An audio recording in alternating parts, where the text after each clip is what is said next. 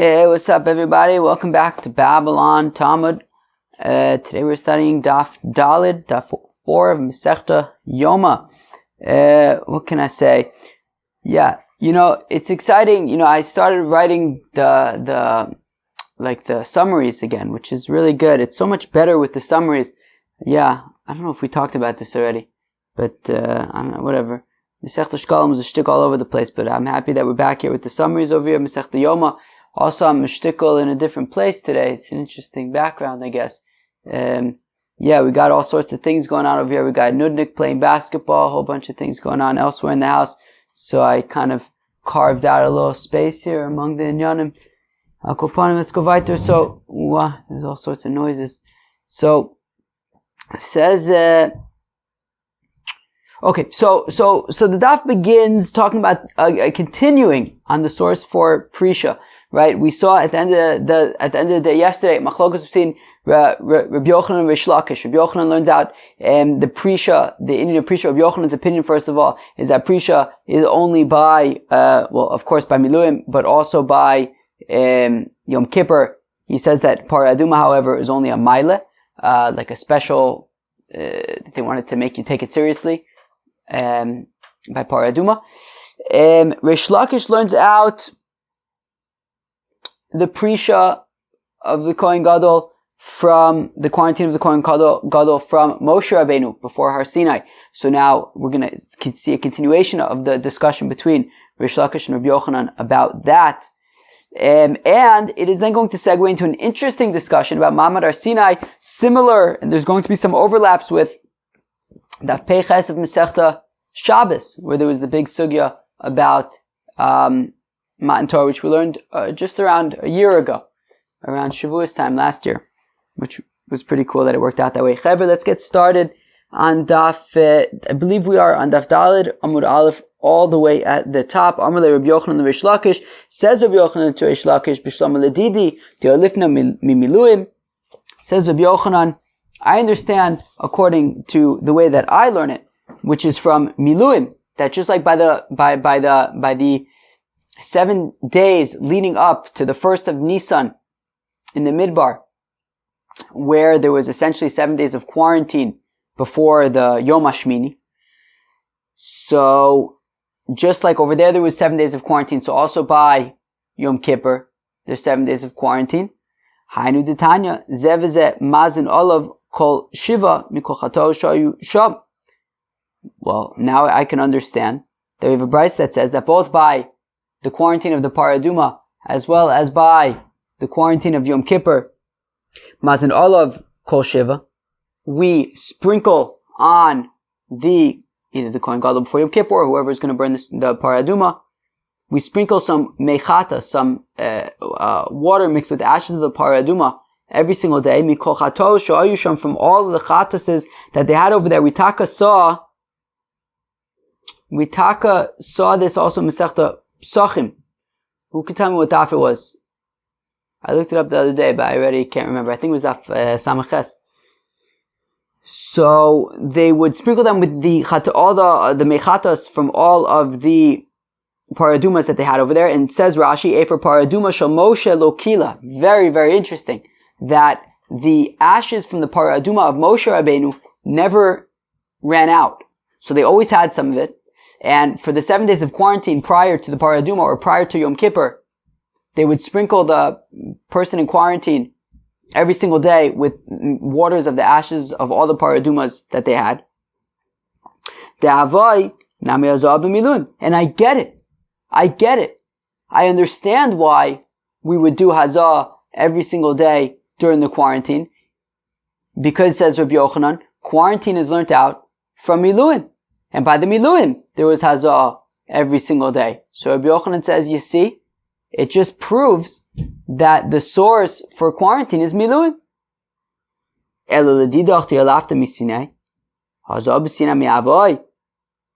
you, Rish Lakish, that you learn out quarantine from Har Sinai. There was no quarantine at Har Sinai. So Rish Lakish, if the quarantine is learnt out from Har Sinai, then how can you explain why they would sprinkle the water with the para aduma on it every single day of the quarantine?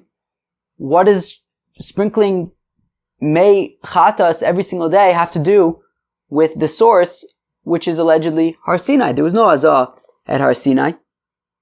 So Omerle, to which Rish Lakish responds to Rabbi Yochanan, Uletaimich, according to you, Rabbi Yochanan, Minicha, is it really any better? B'miluim dam hachamoyim. By miluim, by the 7 days prior to the inauguration of the Mishkan, yes, there was hazah, there was sprinkling every single day, but that was blood. They would sprinkle with blood every single day. Interesting. I guess they would, sprinkle on iron according, but yeah, as Rashi says, vayez al aharon. Alright. This version of the, I think I mentioned the other day that I'm using my brother's Gemara. Ooh, there's a taka dust over here? Ooh, there's dust. Don't tell him I'm sharing. Alright, what do you want me to tell you? Alright, Hakoponim, so yeah, I guess that they sprinkled, right, so what I was saying that in this version of the Gemara, it's very similar to mine, but mine actually has the full psukim in Rashi. But it does say over here, Vayez al Aharon, that Moshe Rabeinu sprinkled on Aaron. Now, we're saying, but that was blood though. Now, in the 7 days of quarantine by Paraduma and by Yom Kippur, they were sprinkling mechatas, water. So it's different. So sure, there was sprinkling by the Miluim, but it was sprinkling of blood. Halo kasha. To which the Gemara says, yeah, but that's not really a big deal. Because Reb Chia says that that in place of where in the Miluim there was blood, that was replaced with the mechatas. So Kilu, it's serving the same purpose. Alright. For Rabbi Yochanan reiterates his question on Rish Lakish, and he says, no, Rish Lakish, give me answers. There was no sprinkling at Har Sinai, and therefore, how can you explain that why there was sprinkling every single day by the quarantine? So Rish Lakish says, meh. The sprinkling in the quarantine is just like an extra, thing that they did. So Ma'ila Ba'ama, another thing that they did. It was great, but it wasn't obligatory based on the source of Har Sinai. No, when they were in quarantine, they did this hazah thing with mechatos to make sure. I guess I think they're going to talk about it a little bit more coming up, but I imagine just in case maybe it was Tami Tumas Meis, so then in case it was the Shvi or the Shlishi Shalo, so they sprinkled them every day. Beseder, why not? But it wasn't a chiyuv necessarily according to Rish Lakish. Tani Kavasa to Rabbi Yochanan, Tani Kavasa to Rish Lakish. We have a brisa supporting Rabbi Yochanan. We have a brisa supporting Rish Lakish. Perfect. Well, it leads to stalemate, but it makes everybody happy, I guess. Tani Kavasa to Rabbi Yochanan. Here's the brisa that supports Rabbi Yochanan, who learns out the quarantine from Miluim. Here's the brisa. That it says by Yom Kippur that Aharon will go to the Kodesh with a cow and a ram. Alright. So with this, Aharon will go into the Kodesh. With what? With that which was written about it. Huh? Maihi. What inyan? Binyan de Miluim.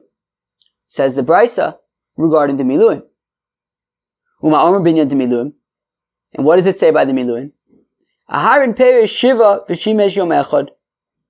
That Aharon quarantined for 7 days, leading up to the 8th day, where he then did the service. Moshe Masulo kol Shiva, and Moshe was kind of giving him instructions during those 7 days, kidei lechancho ba'avoda, in order to inaugurate him for the future service in the Mishkan. And Ve'afladoris, and also for future generations, continues the Brisa, Kohen Gadol Por Shiva Umishamish Yom Echad.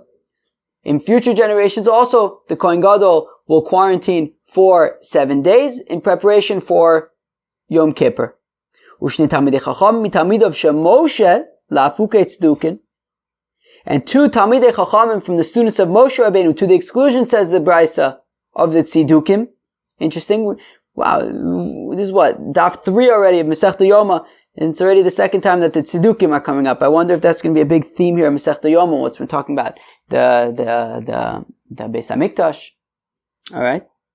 Moshe lo kol shiva, and these Talmidei Chachamim sort of teach him all of the 7 days prior to Yom Kippur, kedei lechancho b'avoda, in order to get him ready for the avoda. Mikan Amru, from here they said, Shivas Yom Kodem Yom HaKippur, Mafrishin Koy Gadol, Mibeis Lishkas Parhedrin. From here they said that 7 days before Yom Kippur, the Kohen Gadol quarantines in the Lishkas Parhedrin, Uchshem Shemafrishin Kohen Gadol, and just like they set aside the Kohen Gadol before Yom Kippur, Kach Mafrishin Kohen Asoif Sapara, we also quarantine the Kohen who burns the Parah Aduma, Lishkas Shal Pnei Abira, Safona Mizracha, to the office that was remember it was Machlokas Rabbi Yochanan and Rish Lakish about what the Bira is, but suffice it to say it was certainly at least on Harabayas, in the northeast of the Azara. Ve'echod zeh Mazin Olav Kol Shiva, and both the Kohen Gadol before Yom Kippur as well as the Kohen Asoifis Apara during their respective quarantines, we sprinkle mechatas on them every day, from all of the paradumas that they had. Ve'im tomar b'miluim dam ochomayim, and if you're going to say, like we mentioned earlier, that but by the miluim, the sprinkling was blood, whereas over here by these quarantines it's water. Why is it different? Well, the mechatas is in place of the blood of the miluim. V'omer, and additionally, the pasuk says, Kasher also b'yom hazeh. Additionally, we have the pasuk by the miluim. It says, Kasher also b'yom hazeh, like he did on this day. Tziva Hashem lasos l'chaper aleichem. God commanded you to atone upon yourselves. Lasos l'maaseh para. Lasos is referring to the 7 days of quarantine for the parah aduma, l'chaper l'maaseh yom kippurim. And when it says l'chaper, it is a reference to the 7 day quarantine before Yom Kippur. V'hai bezos, period. Okay. So, we see that the quarantine of Yom Kippur and the Parah Aduma are learned out from the Miluim, from two different psukim. One pasuk was the first pasuk of Bezos Yavo Aharon El Kodesh. We said with what? We said with that which is written regarding the Miluim. And then we had another pasuk of Kasher B'Yom Zeh Tziva Hashem Lasos L'Chaper Aleichem. Lasos is Parah Aduma, L'Chaper is Yom Kippur. So we learn out from two different sources that the quarantine of Yom Kippur / Parah Aduma is learnt out from the Miluim. But one second, why are we learning out from Bizos to say Masha Amru Ba'inyan, to which we said was talking about the Miluim? That's not what Bizos is teaching us. Bizos is teaching us that he came with these korbanos. That's what it's teaching us. We need Bizos to teach us that with these animals, with the animal, with the ram, that those are the animals it's coming into to offer. It's not teaching us to go and learn something out from the Miluim. To which the Gemara says, you're right. It does teach us that he comes with korbanos, but if that was all that it teaches us, well then, the pasuk should say, bezeh, or be'ele. My bezos, why does it say with these? Because zos, as Rashi points out, is female, and the par and the aisle were males. Alright? So why does it say bezos? Shmasmina tarte, because the Torah is teaching us two things. Not only is it teaching us that yes, he would go into the Mishkan with these korbanos, but also it's teaching that bezos, mashak amr be'inyan, which is referring to the miluim. Ma've omer, and how come we have to learn it out from a second source?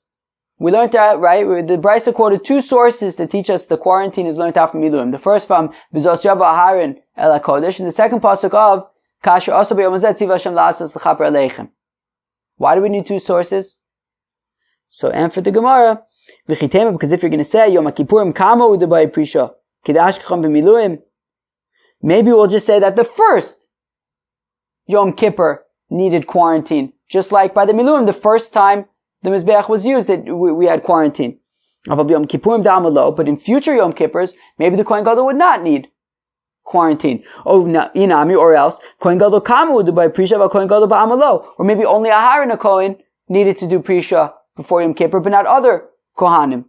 Tashma, Kashrasa v'chulei. That is why the pasuk then has and that's why the Brisa brings the second source, which is from Kashrasa b'yom hazeh tziv Hashem la'asos l'chaper aleichem, to say that it's not just the first Yom Kippur, it's not just the first Kohen Gadol, it's all Yom Kippurs, all Kohanim Gedolim quarantined before Yom Kippur. Okay.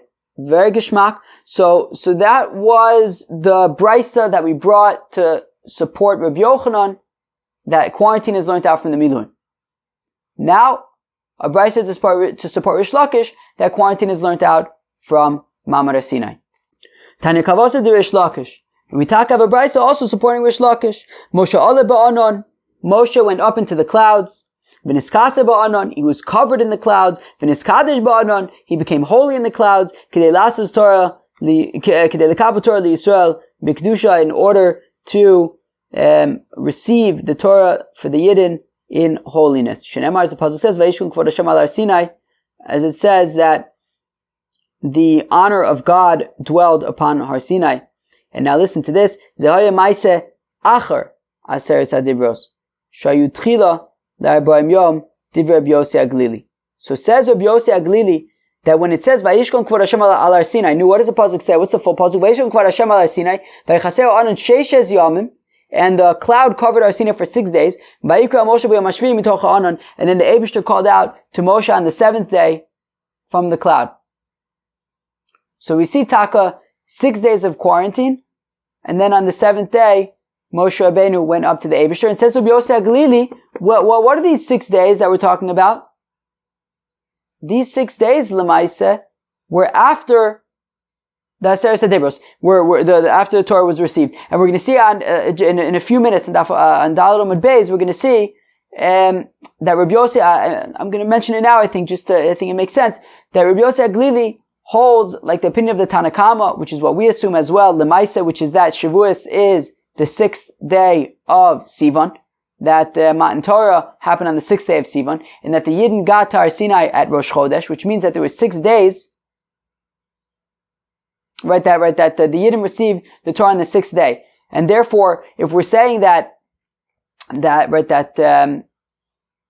were 6 days, and then God called out to Moshe on the 7th day, so it can't be talking about to get the Torah on the 7th day, because the Torah was gotten on the 6th day. So it says Rabbi Yossi Aglili that these 6 days followed by a 7th day that God called to Moshe actually happened after the Yidden received the Torah. So the Yidden received the Torah on the 6th day of Sivan. And then after that, Moshe went up to receive the Luchos for 40 days. Now the first 6 of those days was quarantine. For the first 6 of those days, Moshe was up in the clouds, but not yet with God. And on the 7th day, God said, come, and that's when he gave him, as we're going to see in a few minutes, the rest of the Torah. So that's Rabbi Yossi Aglili's opinion. Now, I'll tell you, it's not super clear to me what exactly the proof is for Rish Lakish over here. I suspect that this is the proof. It wasn't clear to me otherwise. That this is the proof that, we see that Moshe Rabbeinu quarantined for 6 days before going to the Shechina, like Rish Lakish said yesterday. Yeah, I don't see any other comparison to Yom Kippur there. Other than the fact that we see that he was quarantining before Kedusha. Before going into to be with God. Okay. Rabbi Kiva says the opposite, which is Vayishkon Kvod Hashem b'Rosh Chodesh. That the 6 days followed by the 7th day is from Rosh Chodesh. That the Yidden got to Har Sinai on Rosh Chodesh Sivan. For 6 days the cloud covered Har Sinai, but Moshe wasn't necessarily there the whole time. He was running, right? Every single day he was going up and down and saying, now he was telling everybody to get ready for 3 days. That, he was saying all sorts of things back and forth between liaising, if that's a word, between God and the Bnei Yisrael for those 6 days. So there was those 6 days where Moshe Rabbeinu was going up and down and being the liaison between God and the Yidden. And during those 6 days, the cloud covered the mountain. Vayikra el Moshe, and then on the 7th day, God called to Moshe, not just to Moshe alone, but Moshe v'chol Yisrael omdin. Moshe and all of the Yidden who were there. Meaning, so again, according to Rabbi Yossi Aglili, this is talking about after the Yidden received the Torah. Moshe then went up on the next day, on day 7, and Moshe was up in the clouds, quarantining for 6 days, and then on day 7 of the 40 days, God says, okay, Moshe, come to me. And that was Moshe alone. According to Rabbi Akiva, no, when the cloud covered the mountains, that was talking about Rosh Chodesh Sivan. And it wasn't just Moshe, it was Moshe and all the Bnei Yisrael. He wasn't just there in the clouds. He was going up, he was going down, he was liaising between God and Israel. And then on day 7, because as we're going to see, Rabbi Akiva holds like the opinion of Rabbi Yossi, which is that the Torah was received on the 7th day of Sivan. So Kilu, for 6 days, there was the cloud on the mountain, Moshe was going up and down, and then on the 7th day, God gave the Torah and he called out to Moshe, but not just to Moshe and all of Am Yisrael. Moshe v'chol Yisrael omdin v'lo ba'akasuv el chalikav the Moshe. So why does it say Moshe specifically, if it's really everybody? To give honor to Moshe Rabeinu. Reb Nosson says, like Reb Yossi Aglili, lo ba'akasuv el l'marik achila v'shtir shivmev l'sumuk malochi asharis.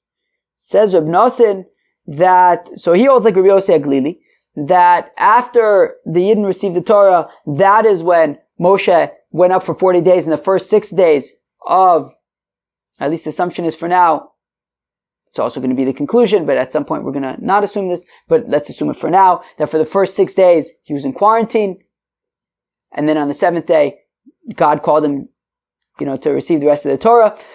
How come he had these 6 days of quarantine? So it says, Reb Nosson, Limarik achila v'shtir shebemev, to empty, to any eating and drinking that was in his belly, I guess over 6 days, would be depleted. So it'd be just like the ministering angels who don't eat. Okay? Masi ben Charash Omer says, Masi ben Charash lu ba'akosov el la'ayim olav, k'dei shtei Torah nitenes be'ema, b'reses, uvzeya. Masi ben Charash says it was to get him into the mood, to get him into the right mood, that he should be in fear. 6 days by himself on our Sinai, in the clouds, waiting for God to set the right tone.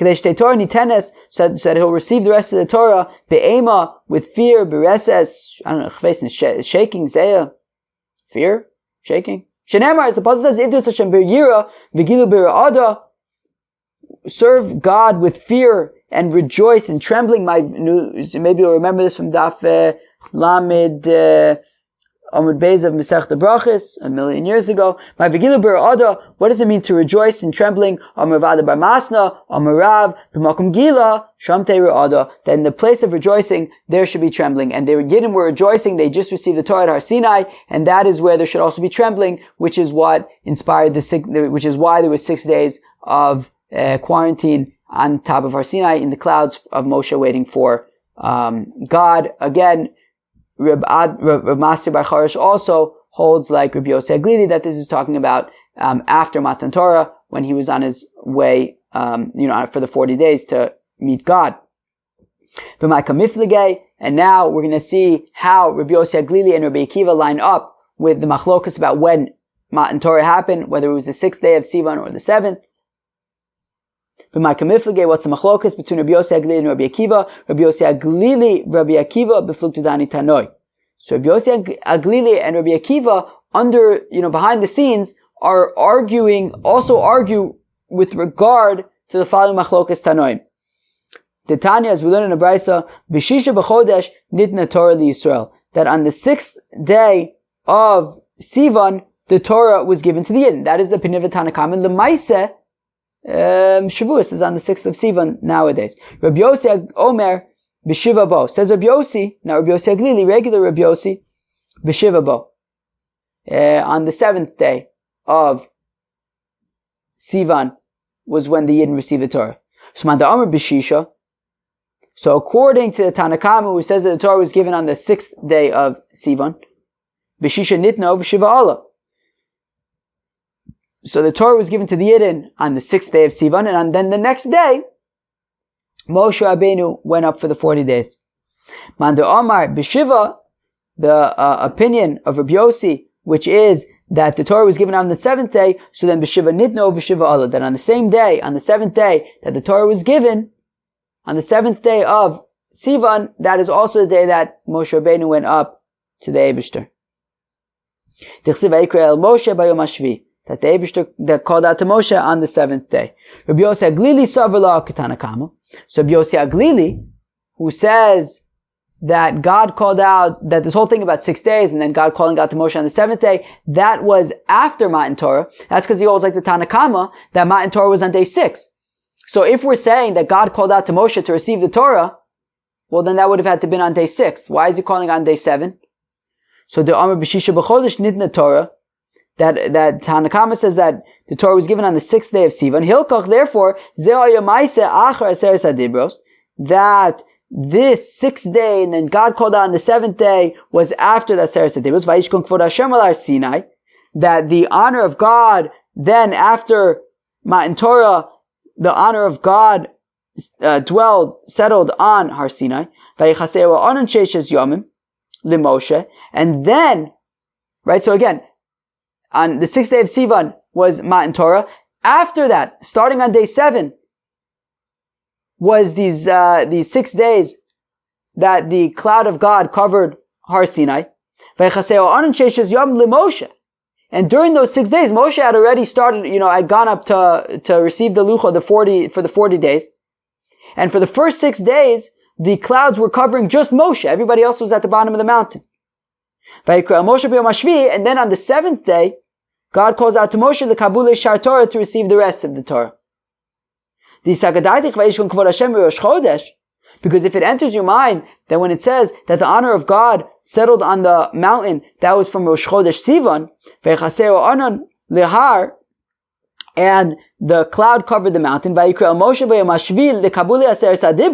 and then on day 7, on the 7th of Sivan, the Eibishter is calling Moshe to receive the 10 Commandments, to receive the Torah, to receive the Seres HaDibros. Mishisha. They already received it the day before, in the 6th day. Mishisha. And therefore the cloud would have already gone away the day before. So therefore, rather, what it must be is that the Yidden received the Torah on the 6th day. And then the next day, the cloud covered Har Sinai, and Moshe went up, and he was in the clouds preparing to meet with God, and then on day 7, God calls out to Moshe and says, hey, come and receive the rest of the Torah. Rabbi Akiva Savar like Rabbi Yossi. Rabbi Akiva holds like Rabbi Yossi's opinion. Now, Rabbi Yossi was a student of Rabbi Akiva, so Mistam Rabbi Yossi probably held like Rabbi Akiva, I guess, not the other way around, but, okay. I mean, also, I guess it makes sense that Rabbi Yossi's opinion would be in line with his teacher, Rabbi Akiva. The Amar Bashvi B'Chodesh Nitna Torah L'Yisrael, that Rabbi Yossi says that the Kabbalah Satorah was on the 7th day of Sivan. Okay? And therefore, according to Rabbi Akiva, Matan Torah happened on the 7th day of Nisan. So when the pasuk says that for 6 days there was a cloud covering Har Sinai, he's talking about from Rosh Chodesh. For the first 6 days of Sivan, the cloud was covering Har Sinai, and then on day 7, the Eibishter calls out to Moshe and gives everybody the Torah. B'Shlomo Rabbi Akiva, now says the Gemara, I understand according to Rabbi Akiva, Hanu de Mishkachas Lo, B'Shiva Asu B'Tammuz L'Shtabu Aluchos. According to Rabbi Akiva, I understand how we can calculate that the tablets were broken, that when Moshe Rabeinu came down and saw that the Yidden made the Egel and he broke the tablets, that happened on Shivasur B'Tammuz, on the 17th day of Tammuz. And this is what I was saying before, right? Up until now we were assuming that the 6 days, according to Rabbi Yossi Aglili, were the first 6 days of the 40 days. For a second, assume otherwise. For a second, assume that according to Rabbi Yossi Aglili, the Torah was given on the 6th day of Sivan, okay? And then for 6 days, Moshe quarantined, and then began his 40 days. So, according to Rabbi Akiva, who says that the Torah was given on the 7th day of Sivan, and on that same day, Moshe Rabeinu went up to Har Sinai for 40 days. So then I understand how the luchos were broken on the 17th day of Tammuz. Esrin v'arba de Sivan, 24 days remaining in Sivan, v'shitzer de Tammuz, and 16 days in Tammuz. Malu arba in Yomin, dehava bahar. Which then, 24 and 16 is 40, which is the 40 days that Moshe Rabeinu was on our Sinai, uv'shifzer v'tammuz nochis, v'asa v'tavrinu leluchis, and then the next day, on the 17th day of Tammuz, Moshe Rabeinu came down, he saw that the Yid made the Cheder Egel, and he broke the luchis. Okay, so according to Rabbi Akiva, it works out. He went up to our Sinai on the 7th day of Sivan, after receiving the luchis, and then or after the hearing the Aseret Dibros, and then he went on that same day on the 7th, went up for 40 days, came down on the 17th day of Tammuz, and broke the luchis. But what about according to Rabbi Yossi Aglili? The Amr Shisha, the Prisha, V'arba'in, Dehar. But according to Rabbi Yossi Aglili, who says, well, Matan Torah happened on the 6th day of Sivan. On the 7th day, Moshe Rabbeinu started a 6-day quarantine, and only then began 40 days with the Eibishter. Then, ad esrin v'tlos b'tamuz lo isbor luchos. Well, then the luchos weren't broken until the 23rd of Tammuz. So how can we understand that the luchos were broken on the 17th day of Tammuz? According to Rabbi Yossi Aglili, it would have to be the 23rd. Amalach Rabbi Yossi Aglili. Rabbi Yossi Aglili responds, like we were saying, that the 40 days that Moshe Rabbeinu was on the mountain includes the 6 days of quarantine. So he also says that Moshe Rabbeinu came down on the 17th of Tammuz, and that's when the luchos were broken. Omar Mar, we said earlier, Moshe v'cho Yisrael omdin. We said earlier that according to Rabbi Akiva's opinion, so the mountain was covered in the cloud from Rosh Chodesh Sivan until Matan Torah, and then on the seventh day, the Eibishter calls out to Moshe Rabbeinu. It's not just Moshe Rabbeinu, according to Rabbi Akiva, it's Moshe Rabbeinu and all of Am Yisrael to receive the Torah. And the reason why the pasuk specifically says Moshe, even though it was really all of Am Yisrael, was just to give honor to Moshe. Meisvei, we have a kasha. Kol lo kol elav. The pasuk says, V'lo yachol Moshe lavu el Ol Moed, that Moshe Rabbeinu was not able to come to Ol Moed, ki shachan olav ha'anan, because there was a cloud on it, uchvod Hashem alei es hamishkan. No, that's the wrong pasuk. Uvo el Ol Moed l'daber ito, vayish mesakom midaber elav. So it says that when Moshe Rabbeinu would come to the Ol Moed, to the Mishkan, to speak with God, vayish mesakom midaber elav, you would hear the voice speaking to him al kaporos from on the kaporos. So says the Gemara, well, the Brisa really says kol lo, kol elav. It could have just said midaber lo. Why does it say midaber elav? Moshe shama v'cho Yisrael lo shamu. That Moshe Rabbeinu heard it, but all of the Yidden didn't hear it. So apparently it seems that God would only speak to Moshe, not to everybody. Lo kasha abasina ba'ol moed. So one way to answer it is that, well, in the Mishkan, yeah, God would speak and only Moshe would hear it. But at Har Sinai, everybody heard it. Right? So God wasn't just speaking to Moshe, he was speaking to everybody. Or if you want to say, Lo kasha abakriya abadibur, it depends. It says that by Har Sinai, it says Vayikra. It says the shorish of Likro. Whereas by the Mishkan, it says Lidaber, or Midaber. So it's Kriya versus Dibur. So Kriya could have been for everybody, but Dibur was just for Moshe Rabbeinu. Reb Zrika Rami, Kroi, Kamid Reb Elazar. Reb Zrika asked a kasha based on psukim in front of Reb Elazar. V'amri some takasei Amr Reb Zrika Reb Elazar Rami. The Reb Zrika says that it was Reb Elazar who asked the kasha. Ksiv, the pasuk says Moshe lavo el moed kishachan olava anan. One pasuk says that Moshe was unable to go into the Mishkan because there was the cloud on it. Uchsev, we have another pasuk that says Vayavo Moshe b'socha anan. That Moshe went inside of the cloud. Milam shetvaso kadosh baruch hu Moshe v'viu ba'anan. No, I think that was the answer. Moshe b'socha anan. No. So one pasuk says that Moshe couldn't go into the Ol Moed because there was the cloud, and the other one says that Moshe Mamish went into the cloud. Well, why in one case was he unable to go into the cloud, but he couldn't go to Ol Moed because there was a cloud, and the other one says that he Pasha went right into the cloud. Melamed, it teaches Shetfasa Kadosh Baruch Hu Moshe v'Viu ba'anan, that the Eibishter Pasha grabbed Moshe Rabeinu and took him into the cloud. The Rabbi Yishmael Tana, who's on the Besmedrash of Rabbi Yishmael, Nemerkan Besoch, V'nemlalim Besoch. It says over here that Moshe went inside the cloud, and it also says by Kriyas Yamsuf, Vayvo Bnei Yisrael Besoch Hayom, that the Yidden went inside the sea. Malahol and Shvil, just like over there, they walked through a path in the sea. That the water was for them a wall. Afkan Shvil. Here also, by Moshe Rabeinu, when he went into the cloud, there was pashat, a path for him to walk into the cloud to be with the Eibishter. That is very neat. Says the Gemara, Vayikra al Moshe Vayidaber. The first pasuk in Sefer Vayikra says that the Eibishter called to Moshe Vayidaber. Lama yiktim kriya ledibor. How come it first says kriya and then it says dibor? Right? Vayikra Vayidaber. How come kriya first? Limda Torah derech eretz. The Torah teaches us derech eretz shlo yomar adam davar lechaver elam kin koreu. Interesting. Person shouldn't say something to his friend unless he calls him over first. Alright. Sounds good to me. Misirele Reb Chanina, this taka supports Reb Chanina, the Amar Reb Chanina. Reb Chanina says, Lo yomar adam davar lechaver elam kin koreu. Okay, a person should say up to his friend unless he calls him over. Alright, sounds good to me. Lemor. Why does the pasuk then say lemor? Omer, I don't know what this is. Is a parentheses? I don't know what. I'm gonna, if I understand correctly, maybe it means Rab Menashe or Rabba.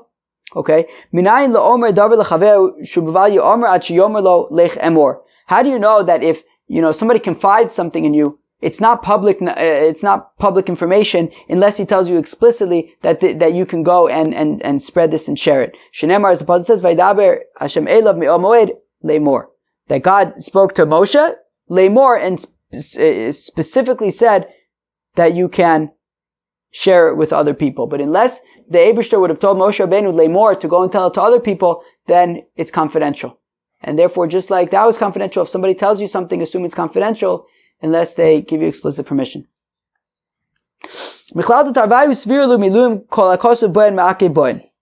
Now, getting back to like what we said yesterday at the end of the daf, that both Rabbi Yochanan and Rish Lakish assume that by the Miluim, all the halachis by the Miluim are ma'akev. And the Gemara is going to explain what does it mean? What's something that would be ma'akev when it wouldn't be ma'akev. But okay, both Rabbi Yochanan and Rish Lakish assume that whatever is written by the Miluim is necessary, is obligatory. The Idmar is it was stated Miluim Rabbi Yochanan and Rabbi Chanina. There's machlokas between Rabbi Yochanan and Rabbi Chanina by the Miluim. Chad Omar kol hakosu ben ma'akev boyen. One of them says that everything that's written, all the halachas by the Miluim are ma'akev. You have to do them. V'chad Omar davar ma'akev l'doris ma'akev boyen. That only something that is going to be ma'akev, that is going to be necessary in future generations, is necessary for them. She'ein ma'akev l'doris ein ma'akev boyen. That which isn't necessary for future generations isn't necessary for them. And the Gemara is going to explain what that means tomorrow. Let's assume that it's Rabbi Yochanan whose opinion is that anything that's written by the Miluim is necessary, is obligatory.